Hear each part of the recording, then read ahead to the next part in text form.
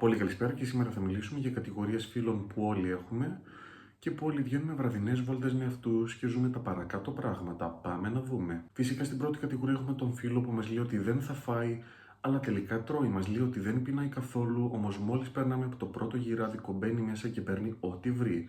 Παρασέρνει φυσικά και εμάς που έχουμε αποφασίσει να κάνουμε δίαιτα και έτσι γίνεται μια απόλυτη καταστροφή όλου του καλοκαιριού. Κλασική κατάσταση, νομίζω πως το έχουμε ζήσει όλοι. Στη δεύτερη κατηγορία έχουμε τον φίλο που αργεί να παρκάρει περίπου 35 λεπτά, μας παίρνει συνεχώς τηλέφωνο, νευριασμένος, μας λέει ότι δεν βρίσκει πουθενά πάρκινγκ και εμείς περιμένουμε στο κέντρο της πόλης, όρθιοι σαν κορμοράνοι, κοιτώντας γύρω-γύρω, μήπως και τον δούμε. Περίεργη κατάσταση, θα προτείναμε βέβαια να είμαστε και εμείς στο αμάξι ως συνοδηγοί με αυτόν τον φίλο για να τον βοηθήσουμε.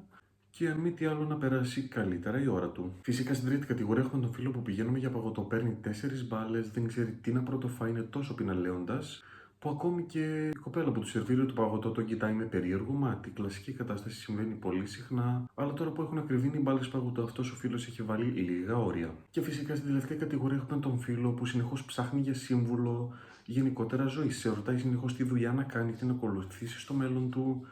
Και γενικότερα σου βγάζει όλους τους προβληματισμούς. Εσύ καλά θα κάνεις να τον συμβουλεύεις όσο καλύτερα μπορείς, γιατί συνήθως είναι αυτό που χρειάζεται. Αυτές οι βασικές κατηγορίες φίλων στις απογευματινές βόλτες όταν βγαίνουμε μαζί. Σίγουρα έχετε όλοι έναν τέτοιο φίλο, οπότε να είστε καλά. Γεια σας.